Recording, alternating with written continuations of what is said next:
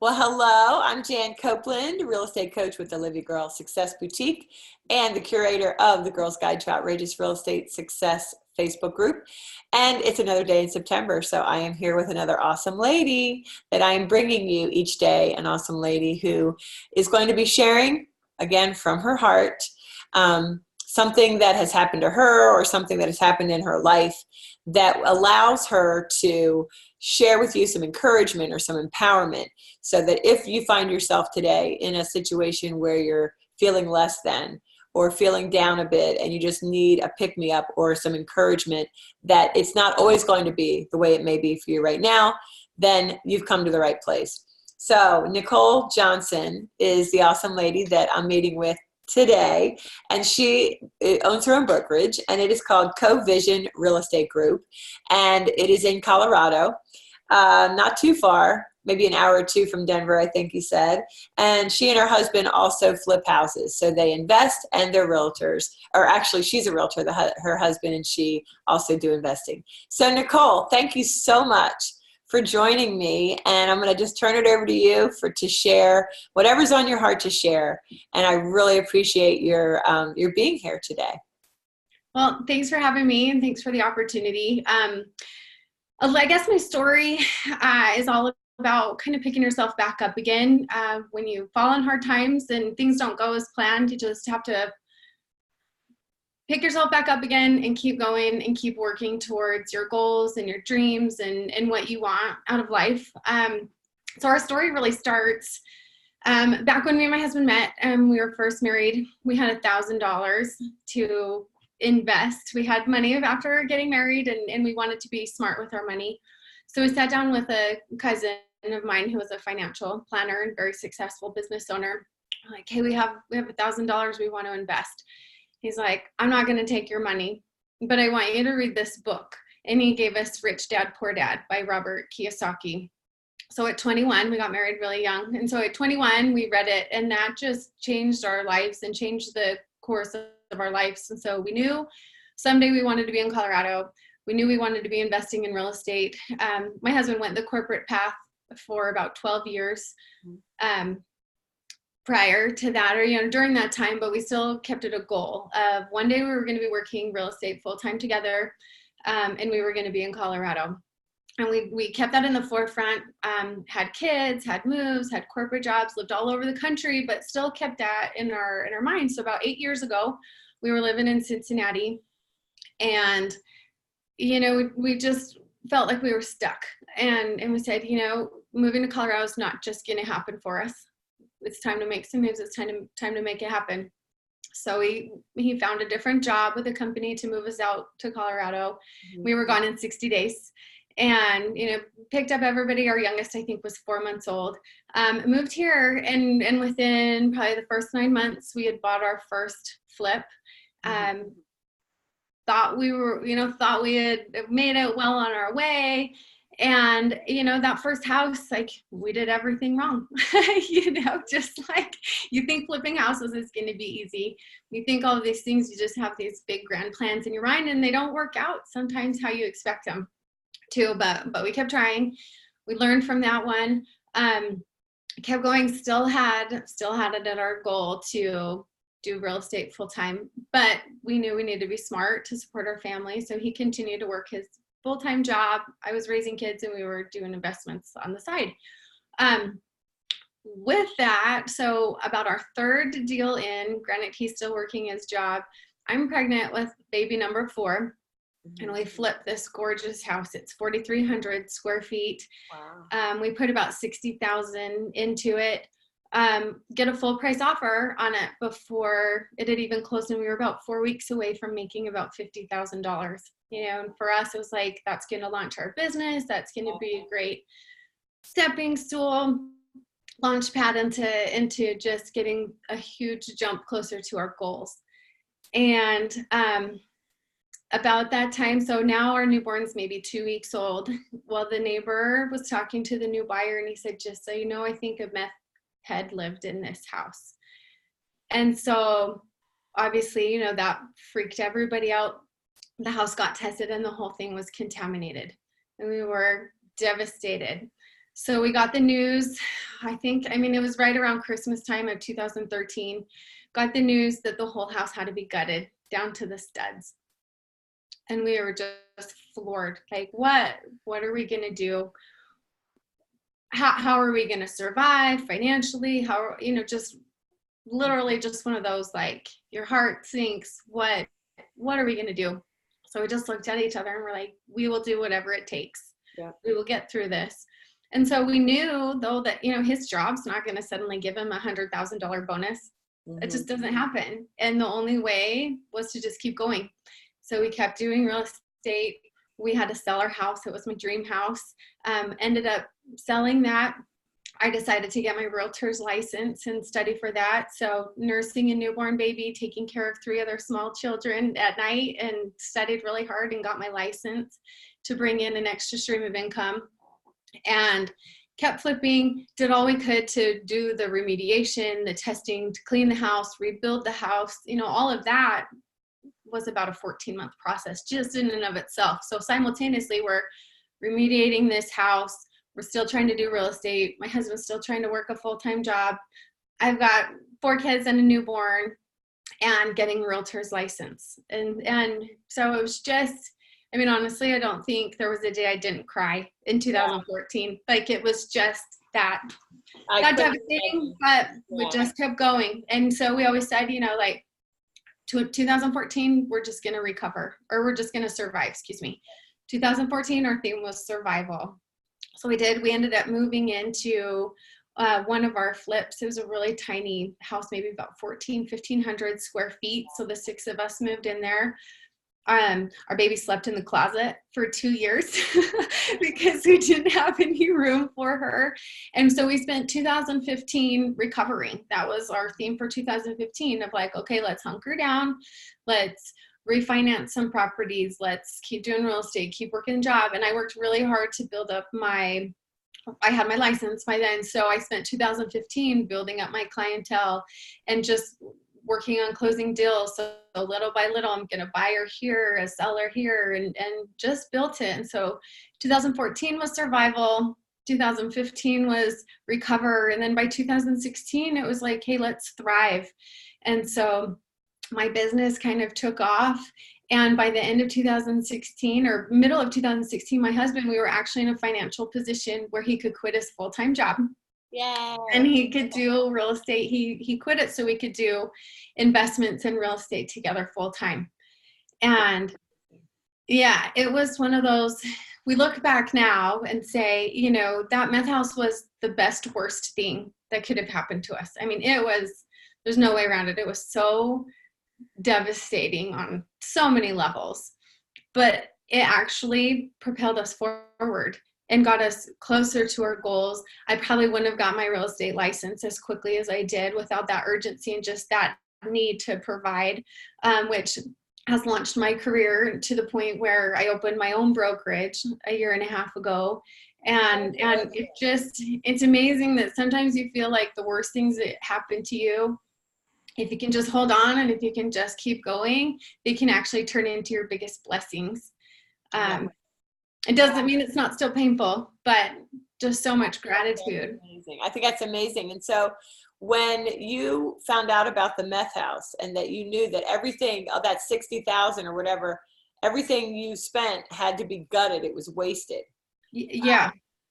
And you said that you cried a lot. Was your husband really the rock for you at that time? I'm sure he was devastated too, but it sounds like you married a good man who is really there for you as a rock. Yeah, he's amazing. And my husband's one where he can figure things out. If there's an obstacle here, he'll find 10 ways to get around the obstacle, and we both dealt with it in different ways, as I think that's a natural process that men and women do differently. But yeah, he's amazing, supportive, and it was like, we're going to do this and we're going to do it together. And you just have to keep going, even on those tough days. Yeah. And so I think that's a really neat theme of your this video for you is keep going in spite of, right? No matter what.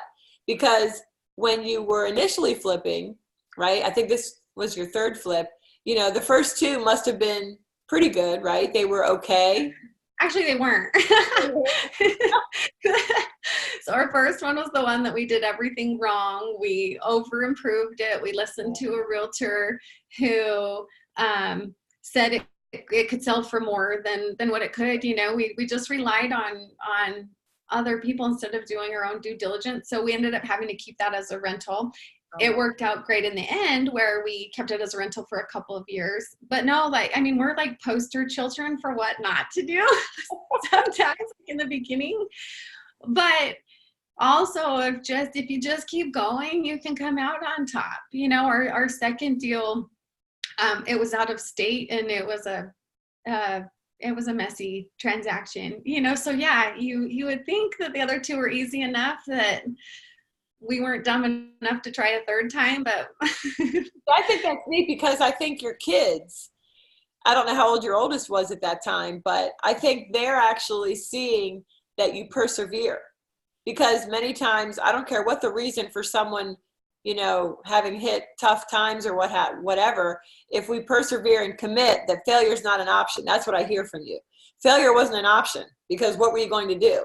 And I think, I'm not sure you said it here or if you wrote it in an email, that you put some things on credit cards just to get things through, right? I mean, oh yeah, we had to borrow money from family. We have some really good friends who are like family to us that, just said, hey, we'll give you an interest-free loan and pay us back when you can. But yeah, it wasn't just 60,000; it was 60,000 plus to the deal. But then you have to gut it all out. And so imagine a kitchen where you take a hacksaw or a chainsaw and you literally just cut every inch of drywall out of the entire 4,300 square foot house. You can keep the cabinets because they were new. You can keep the granite countertops because they were new.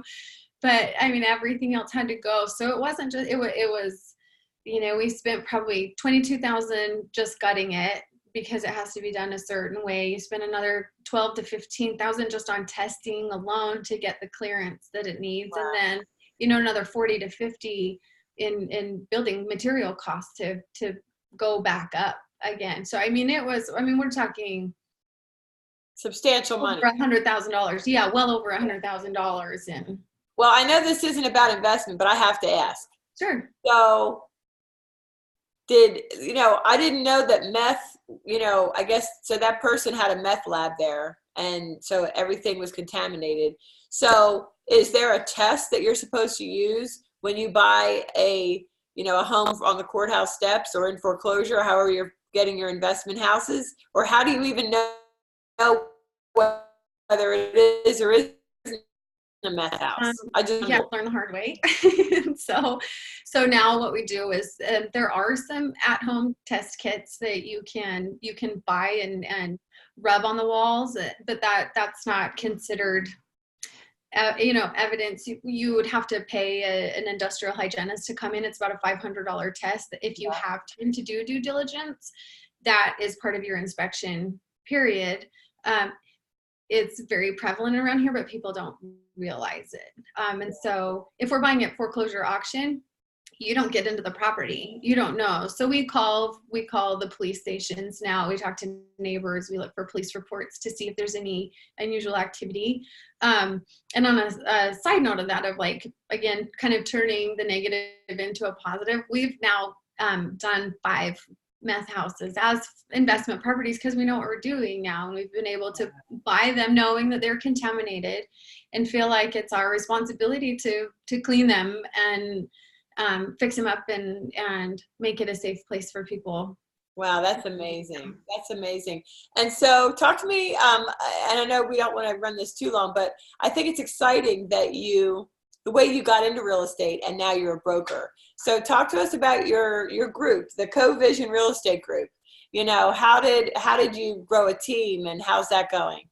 Yeah. So, again, that was always part of the goal. The plans was to, get my license, and then so my husband can work full time together on the investments. And then it was kind of just the natural progression. from a marketing standpoint, versus having another company's logo, because out here in Colorado, you have to market with I have to disclose that I'm a realtor with every bit of marketing that I do. So I didn't want to be advertising somebody else's brokerage and then have our investment company. It was just too confusing. So I wanted to merge them, and from a business standpoint. So I'm more independent. I have an assistant who's licensed, and we work together on deals and support her in her real estate. And then, so my brokerage is mostly just me and my assistant, and then doing independent. But I love helping clients, and that's where it kind of fulfills that part of it. Because, investments, it's pretty singular. We just have a crew and we work on this side, but you're not with people. You're not helping them through big decision making and all of that. And I love just that part of connecting people. That really feeds me, and helping people make those big decisions or work through some of their problems, because not every transaction goes well. I love it. And so, since you're a goal-oriented person, I'll leave you with, I'll have this as my last question to you. So what's next for you? What's next? Because it's so neat how you and your husband work together. What are your goals? Because now, you have these kids, do you have, I'll just say it this way. What's your next goal? What do you So we're kind of like phase 3. I feel like we've always worked in phases of our of our business, and so phase 3 right now is working towards that long-term retirement plan. So we have rentals. We're working on paying off those rentals to have the free and clear properties to really have the stability of cash flow every month, and be able to work when we want to work and take off when we want to work, and know that financially we're still having the cash flow and monthly income that we need, whether or not we are on vacation that day or with the kids. So that's phase 3, and I feel like we're in that and just working towards having that freedom. Congratulations. I just think that's so amazing, because you look so young and you have it and I really want to encourage people to read that book, Rich Dad, Poor Dad. It's Robert Kiyosaki. Yes. Rich Dad, Poor Dad. It's amazing. And then he has a board game too. It's called Cash Flow. Oh. And it's like we call it Monopoly on steroids. And we used to play that at 21, 22 at friends' houses back in Kansas, and we would play that. And now it's so funny because we still play it. We've taught our kids how to play it, and it's real life. Like we feel like we're playing that game in real life.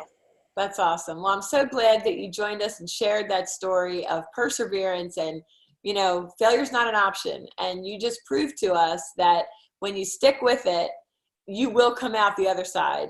To the good. So thank you so much, Nicole, for sharing your story, and we'll see you soon. Okay, thank you. Thanks so much. All right. Bye. Bye.